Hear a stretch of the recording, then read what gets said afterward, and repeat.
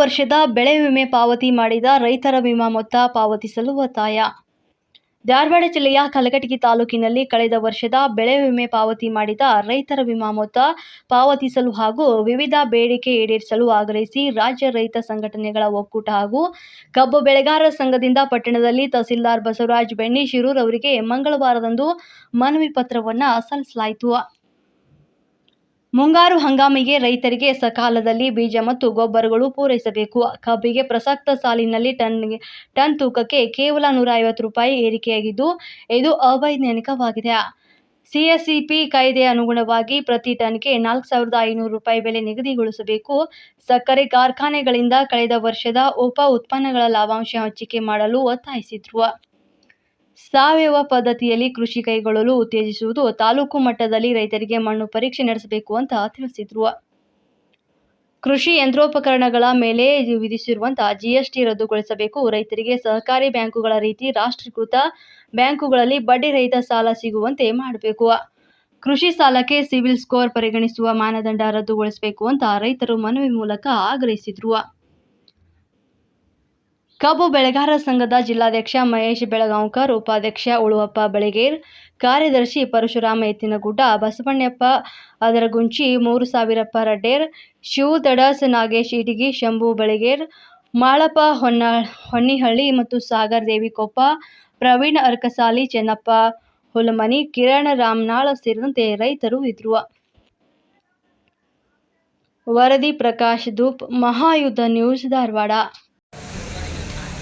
ತಾಲೂಕಾ ದಂಡಾಧಿಕಾರಿಗಳು ಬಂದಾಗ ನಮ್ಮ ತಾಲೂಕಿನಿಂದ ಭಾರಿ ಮಳೆ ಆಗೈತಿ ಮತ್ತು ಈಗ ಹೊಳವಾದ್ರೆ ನಮ್ಮ ರೈತರಿಗೆ ಭೂಮಿ ಹಸ ಮಾಡಿಕೊಂಡು ರಸಗೊಬ್ಬರ ಬೀಜ ಅವನ್ನೇನಿರ್ತಲ್ಲ ಅದಕ್ಕೆ ಮುಂಜಾಗ್ರತವಾಗಿ ನಮ್ಮ ರೈತರಿಗೆ ಆಯಾ ಈ ಕ್ಷೇತ್ರದ ಏನು ಆಫೀಸ್ ಅದಾವು ಅಗ್ರಿಕಲ್ಚರ್ ಆಫೀಸ್ನಾಗ ದಾಸ್ತಾನಿಗೆ ಇಡಬೇಕು ಮತ್ತು ರಾಸಾಯನಿಕ ಗೊಬ್ಬರ ಇವತ್ತು DAP ಏನಾಗೈತೆ ಅಂದ್ರೆ ಅಭಾವ ಸೃಷ್ಟಿ ಮಾಡ್ಯಾರ.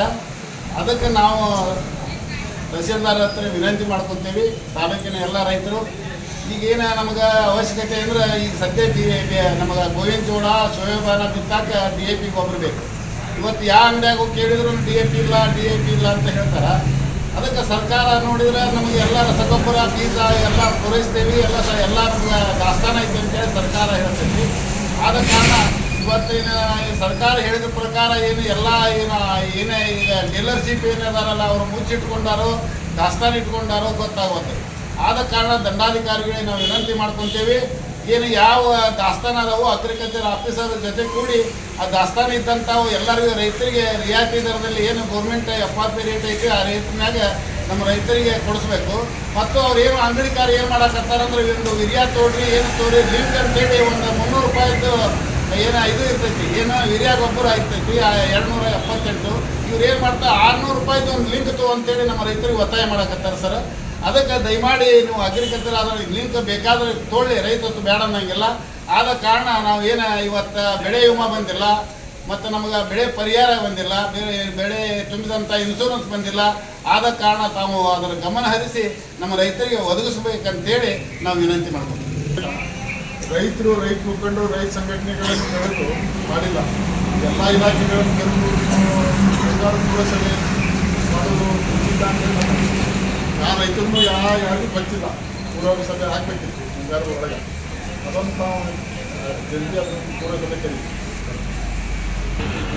ನಮ್ಮ ರಾಜ್ಯ ರೈತ ಸಂಘಟನೆ ಒಕ್ಕೂಟ ಮತ್ತು ತಾಲೂಕಾ ಕಬ್ಬುಗಳ ಸಂಘಟನೆ ವತಿಯಿಂದ ಮಾನ್ಯ ಕಲಘಟಗಿ ತಾಲೂಕಿನ ದಂಡಾಧಿಕಾರಿಗಳಿಗೆ ಒಂದು ಮನವಿ ಸಲ್ಲಿಸುತ್ತೇನೆಂದರೆ, ಈಗಾಗಲೇ ನಮ್ಮ ಎಲ್ಲ ಮುಖಂಡರು ಮಾತಾಡಿದ ಹಾಗೆ ಅತಿವೃಷ್ಟಿಯಿಂದ ಕೆಲವೊಂದು ಬೀಜಗಳು ಹಾನಿಯಾಗಿದೆ. ಅದಕ್ಕೆ ತಾವು ತಕ್ಷಣ ತಮ್ಮ ಇಲಾಖೆಯ ಸಿಬ್ಬಂದಿಗೆ ಅಲ್ಲಿ ಭೇಟಿ ನೀಡಿ ಆದಂತಹ ನುಕ್ಸಾನನ್ನು ಭರಿಸಲು ಮಾನ್ಯ ಜಿಲ್ಲಾಧಿಕಾರಿಗಳಿಗೆ ತಕ್ಷಣ ಇದನ್ನು ಫೋಟೋ ಸಹಿತ GPS ಫೋಟೋ ಸಹಿತ ಅಲ್ಲಿ ಕಳಿಸ್ಬೇಕಂತೇಳಿ ಎಲ್ಲ ರೈತ ಮುಖಂಡರವಾಗಿ ನಮ್ಮಲ್ಲಿ ವಿನಂತಿಸಿಕೊಳ್ತೇವೆ.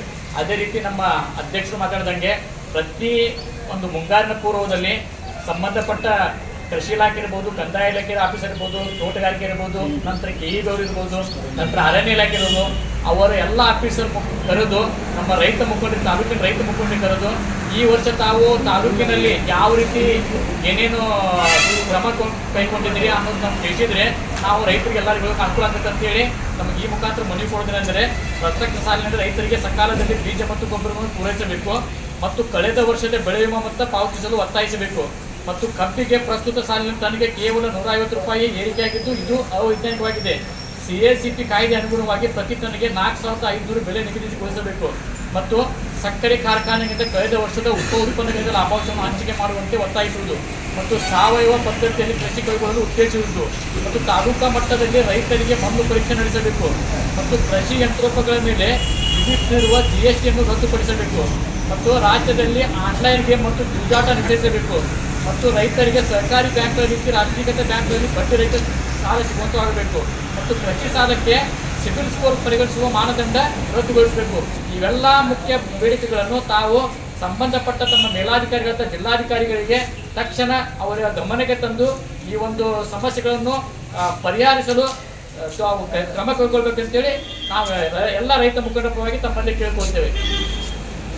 ರಾಜ್ಯ ರೈತ ಸಂಘಟನೆ ಒಕ್ಕೂಟಕ್ಕೆ, ರಾಜ್ಯ ಕಬ್ಬುಗಳ ಸಂಘಕ್ಕೆ, ರಾಜ್ಯ ಕಬ್ಬುಗಳ ಸಂಘಕ್ಕೆ ಏನೇ ಬರಲಿ ಏನೇ ಬರಲಿ.